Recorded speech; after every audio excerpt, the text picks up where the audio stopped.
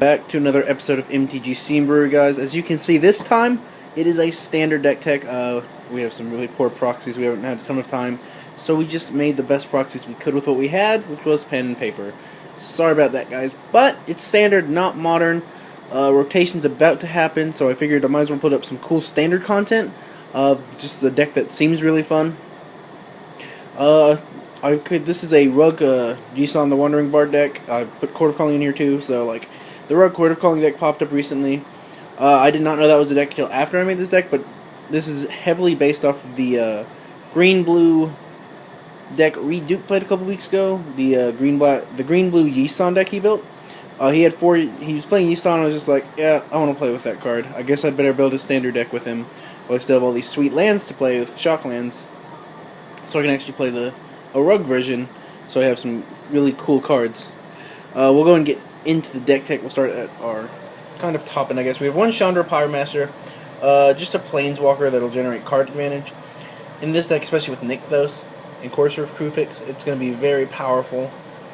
We can zero, with the zero anyway. The plus one can sometimes be relevant. It's mostly in here just for the zero. Ultimating it does pretty much nothing. The best thing we could do is cast a Mizzy Mortis 3 times. Because casting a Chord for 0 is really bad. We also have 2 Prime Speaker Ganas as our 2 6-drops. Because this card is extremely powerful. I really missed playing it. We don't have them right now. I got like a couple weeks ago, like I said, the PTQ on August 9th. It's actually more than a couple weeks ago, but I got rid of a bunch of standard stuff. I got rid of my Zaganas, sadly. So we're just kind of proccing those for now. But it's very good in this deck. Court of Calling and Yisan can go tutor for it. With Nykthos, we make a bunch of mana. And with Prime Speaker, drawing all those cards, we can play all those cards. That's very nice. Then we get to our 5-drops. We have 1 Arbor Colossus, because flyers can sometimes just be a problem. As well as it's a 5-mana 6/6. So, ticking Yisan up, if you have Prophet of Kruphix in play already, you go grab Arbor Colossus, you untap him, you go grab a Prime Speaker's Gunner, and draw a minimum of 7 cards. If it's a Monstrous, you're going to draw 10 cards. That's a lot of cards. Either way, you get that. Not to mention, he's just kind of a really solid guy. 5 mana for a 6/6 is a really good rate, and it becomes a 9/9 the following turn if we just play a land and do nothing else. We still have 1 Keranos, another Court of Calling / Yisan, card 2 to 4, as many of the one-ofs are in this deck, that can just take over a game. Much like a Nykthos unchecked, with a bunch of permanents in play as a Goblin Roundmaster, Prophet of Kruphix, all these cards can just kind of take over games. And this is kind of good in the deck like that. He's mostly going to be bolting them as... Well, actually, he's probably going to be drawing you extra cards more often than not, because you're filtering out a lot of creatures. But he's just kind of pure value. He'll be able to bolt things. He'll be able to draw you extra cards. Just kind of, normally, no matter what, he's good. 3 Prophet of Kruphix. This is the best enabler for Yisan the Wanderer Bard. Getting to use him on both your turns, as well as not only untapping all your creatures, you get to untap all your lands. So if you have Nykthos, it gets really nutty. Not to mention, sometimes you can just play creatures with Flash in your hand and just outvalue your opponent that way. So a really powerful card that I definitely wanted in here. We also have 1 Nylea and 1 Perforos as our 2 other gods of the deck. Perforos in here for the Goblin Roundmaster that I'm playing. Nylea's in here just because it's really good and we play a bunch of big dumb creatures. Or if we have Nykthos, we can just pump a bunch of creatures, as well as our creatures get trampled, so it makes combat math really hard. And with Perforos and Nylea in play at the same time, getting to give your whole team +1/+0, especially with Nykthos in the deck, as I keep saying. Nykthos, very powerful card, and especially in a deck like this, where we have all these things to use the mana with, it just gets better and better, especially with Perforos. Being able to dump all that mana into him, and antheming our whole team is really good. So with 1 Polychronos, another mana dump. It's just a 4-mana 5/5, much like Arbor Colossus, just an extremely good rate, as well as it has the Monstrous, or as Koho True wrote, Monsterize. Puts on his big boy pants, goes around killing a bunch of little guys. The Monstrous, for those of you who don't know what it is, it's green XX. Put X +1/+1 counters on him, deal X damage divided as you evenly among any number of target creatures your opponents control. So it's very good. 4-mana 5/5, it gets bigger, not bad. It's very good if we just need a big guy. He's a very big guy for 4 mana. So we have 2 Courser of Kruphix, very powerful. It's more than proven its worth in standard. Especially in a deck like this where we'll be filtering out most of our creatures, we also want to be filtering out most of our lands. Plus, aggressive decks can be kind of hard sometimes, so just having a 3-mana 2/4 is going to be very good in those matchups. Against control decks, you're going to draw a bunch of cards. Same with mid-range decks, playing all those extra lands can just grind you through your deck. And the linchpin of the deck for Yisan the Wandering Bard. This one is in Russian, but I'll tell you what it does. 2 and a green for a 2/3. When tap 2 and a green in him, put a verse counter on Yisan the Wandering Bard. Search your library for a creature card with converted mana cost X, where X is the number of verse counters on Yisan the Wandering Bard, and put it into play. Very powerful. We start at 1, which is Elvish Mystic, but 2, we have more options. 3, even more options. 4, some very good options that you've seen. And 5 has a myriad of good options between 1 or 3 cards. And then the final card we're ever going to get is Prawnsphere's Gonna, just to draw a bunch of cards. And against aggressive decks, the Rabble Red deck that just have a bunch of random 2-power guys, if they don't have a pump spell, he just kind of sits there and blocks. It's a 2/3. Much like Courser Prefix would. Plus, if you can play this guy on turn 2 against pretty much any deck in current standard, and he lives, he just starts generating a ton of value immediately. And even if you're stumbling on lands, he can start by grabbing Elvish Mystic and Curious Follower. You've just generated 2 more mana if you need some more mana. Some other 3 drops is Goblin Rabble Master. I've been playing this card. I've determined one thing. It's insane. The $9 for the non-foil normal one kind of proves that. This card can just take over games when left unanswered. It makes Court of Calling a lot better because we can tap the Goblins and at the turn we play him. If we have enough mana dorks in the form of Elvish Mystic, Curious Follower, just enough guys to convoke it the turn it comes down. He also, just making the Goblins is going to be very good. That, like him alone, I've won several games by just going Rabble Master turn 2, and then at turn 3, another Rabble Master. And I just won a game that way. Sometimes you can just win by playing a turn 2 Rabble Master and starting attacking your opponent's Goblins.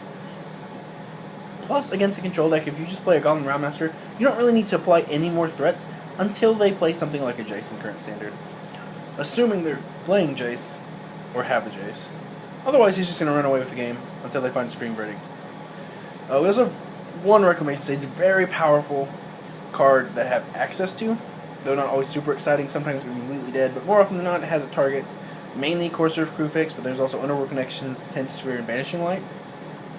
With Yisan, we can go get it, blow up like all the cards I listed, or we can Court of Calling for it to surprise our opponent instant speed.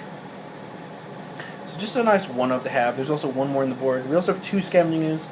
We're just a mid-range deck that's going to be attacking our opponent a bunch of times. Creatures are going to die. Whether it be by Supreme Verdict, Planar Cleansing, or just combat, they're going to die. So Scavenging Ooze gets really good in a matchup like that. And if you have a Nykthos in play, he's also just something to pump a bunch of green mana into to start eating creatures and make huge, as well as a solid source of life gain against the aggressive decks. And then we have our Mana Dorks and 4 Curious Follower and 4 Elvish Mystic. They're 2 very important cards for the deck, just having some early Mana Dorks to generate a lot of mana so we can get going, get our feet off the ground, and start playing threats as soon as possible. Plus, turn 2 Yisan or Goblin Ram Master, as I said, is just really good in general. So it's nice to have the Elvish Mystic. And Curious Follower has the benefit of being able to untap Yisan if you don't have a Prophet. You can untap Nykthos, which is very good. Sometimes being able to attack from the Earth Colossus and untap it to block with, just going to be good enough. So it just does a lot of good things in this deck, being able to untap permanents. Very nice. We also have 3 Mizzium Mortar and 3 Court of Calling as our only non-creature, non-planeswalker spells in the deck. Mizzium Mortars having Overload can wrath our opponent's field, and while we still have a giant board, as well as just acting as a cheap 2-mana rune spell, because sometimes we're going to need those. And Court of Calling, it's like a mini Yisan for this deck, except it doesn't have to go through each verse counter, so it's very powerful. It's been demonstrated by that. It's certainly a very powerful card, but it's also very mana intensive, which is why we're only running 3 alongside our 3 Mizzium Mortars, just so we can really not get stuck with some in our hands sometimes, which can still happen with 3 in our deck, but it doesn't happen nearly often to not warrant having 3, as this card is so powerful. And then we have our mana base, 2 Nykthos, a Mana Confluence, 2 Temple of Abandon, 4 Stomp Ground, 4 Breeding Pool, and 4 Temple of Mystery, as we are a base green-blue deck.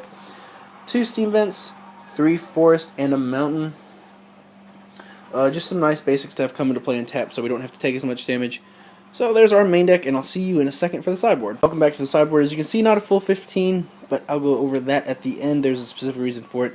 But I'll go and go over what few we have. We have 2 Mistcutter Hydra, mono blue and control decks. The blue-white control decks don't really have tons of answers to Mistcutter Hydra. Can Azorius Charm it. If they have Celestial Flare, they may be able to Celestial Flare if you don't play around it. Detention Sphere won't be able to hit it. Banishing Light can if they have enough of those. Other than that, they normally are just stuck with Supreme Verdict and or Planar Cleansing. So he's just kind of a nice haster. Can be really big. Elspeth can kill him too if you put him above 3, which you probably should against control deck. As well as against mono blue. They don't have a ton of cards that can beat this. If you play it as a 3/3, they can kill it with Raptorization by blocking with one of their own guys. But that's not too hard to play around. It's just playing it as a 4/4, and they'll normally lose the game. One Prognostic Sphinx. We don't main deck it as much as I want to, because it works really poorly when we're shuffling our deck each turn. But other than that, it's a 3/5 flying hexproof, so against a deck like Rabble Red, they're not going to really have an answer to it, outside of some pump spells. Against control decks like Mono Black and Blue White, they really don't have any ways to kill this outside of Wrath, and Mono Black really doesn't have a way to kill this outside of Devour Flesh, if you don't have enough things to sacrifice to it. So just kind of a nice, really solid, efficient threat to have against this deck. So 2 Lethal Disciple, once again the Rabble Red deck is very popular, very powerful. Goblin Rammaster even played in this more mid-rangey deck, CVM played it. So 9 Lethal Disciple kind of really good against that deck, as well as just kind of being good against the burn deck. We have one more Reclamation Sage, just because there's a lot more, sometimes, enchantments and artifacts that we just need to hit. Mainly enchantments with the Theros block. Corsair Prefix, mostly.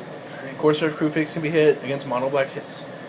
Definitely you want to hit Underworld Connections, as well as just kind of a Every now and then they play Whip. fine creature if you bring it in. Smart. Just a 2/1. They can play Green Merchant, they play Whip, if they're smart. Book of Erebos is also another very good target. It's a combo, basically. If someone's playing a Hammer Provost, that's a good target. Just any of the random Blue, weapons that you play, Biden of Thassa. Just random things like that. One Scavenging Ooze, once again, sometimes you just need to gain some life against an aggressive deck. You can't really afford to keep your first Scavenging Ooze around, so you're going to have to trade it off. Whereas second Scavenging Ooze would come in very nice, that's why we have 3. And we also have 2 Bovenalia. This is kind of solely for the burn matchup. You could argue bringing it against Rabble Red, though it is kind of slow. Bring it in for the mid-range creature match. But like John Monsters. It's certainly very fun. All you guys trade up. The reason I don't have a full 15-card sideboard is because these are the only cards I think should be in the sideboard. You could include things like Stormwrath Dragon and such. But the other slots, I would recommend you just fill out on your own with whatever random creatures you want to, or it's the sorceries. With the Court of Calling Yisan package, you can play some really sweet one-ofs, like Is It Satacaster? In your sideboard. Things like that. Just kind of tune it to your meta. 4 Miscuit Hydras, you never know. You could just play the full 4 Miscuit Hydras, you can play some Skylashes, whatever you want. So there's our first standard deck. We're not going to do a versus video this week, we just kind of don't have the time. Sadly, as I would love to play against Coast Like M2's 5-color Walker's deck, because I'm sure it would just destroy me. If we can find the time, though, we will definitely do that for you guys. If you guys have any comments, just leave them in the video or tweet at us at Pearsallsblog. You can email us, pearsallsblog@yahoo.com, or you can leave it in a comment of the article I'm going to write about this on mtgbrodeals.com. So please go check out that website. They're an awesome crowd over there. All of the writers are really good. They're just kind of nice people. If you interact with them on Twitter and such, you'll find that out. So you guys, as usual, have a great day, and I'll see you next time.